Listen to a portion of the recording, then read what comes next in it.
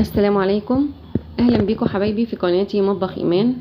دلوقتي لو انتم محتارين على الفطار او العشاء يبقى مفيش غير الوصفة دي، هتقدري تعمليها بكل سهولة. حبيتين اتنين بس من البطاطس، هنعمل شكشوكة البطاطس سهلة وسريعة ومغذية جدا.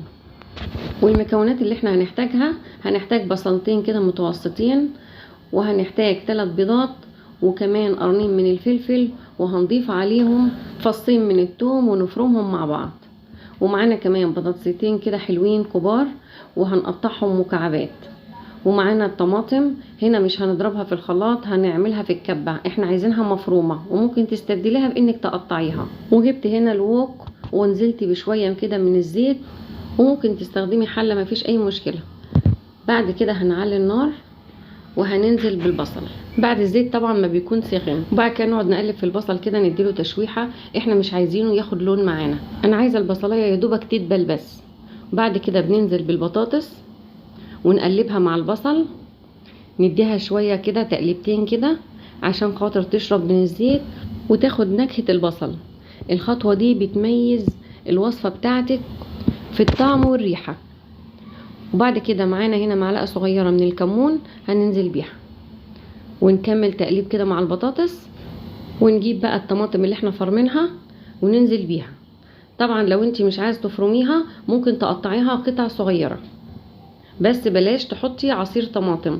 الطماطم في الوصفه دي لما تبقى مفرومه او متقطعه بتدي نتيجه اجمل بكتير. ودلوقتي نزلنا بنص معلقه كبيره من الملح، ودلوقتي نقلب بقى الملح كده مع البطاطس. ودلوقتي هجيب ربع كوبايه من الميه، انا جايباها هنا في الكبه هي مطرح ما ضربت الطماطم، وهنزل بيها على البطاطس كده زي ما انت شايفه. ودلوقتي هنديهم تقليبه كده ونهدي النار على اقل درجه ونغطي عليها. انا عايزه البطاطس بقى دلوقتي تستوي على عصير الطماطم وربع كوبايه الميه اللي احنا اضفناها بس، مش هنضيف اي حاجه تانية.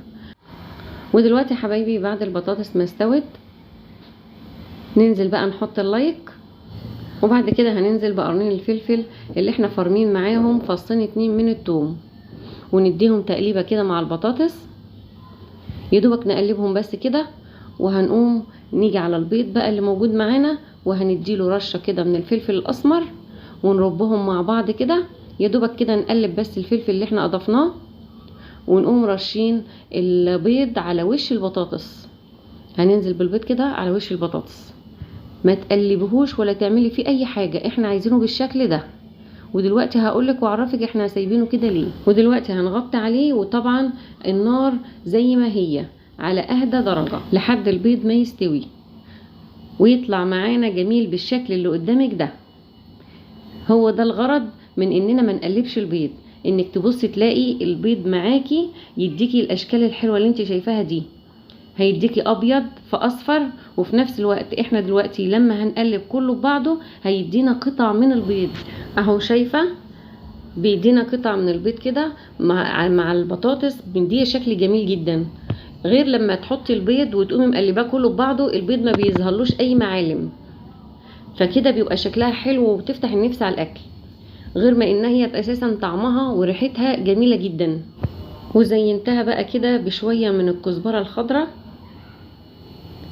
الخطوة دي اختياري، بس طبعا كل ما بتزيني الوصفة بتاعتك كل ما بتجذبي الأكيلة.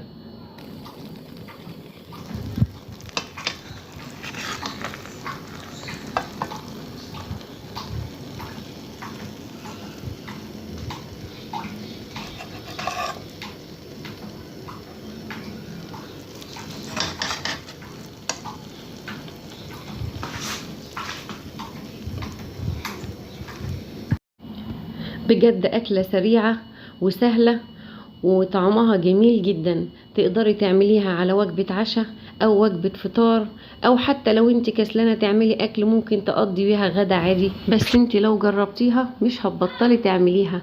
البطاطس مرملة وسايحة كده ودايبة فيها، طعمها ممتاز جدا. ويا رب لو استفدتوا من الفيديو بتاعنا ما تنسوش تدعمونا باللايك.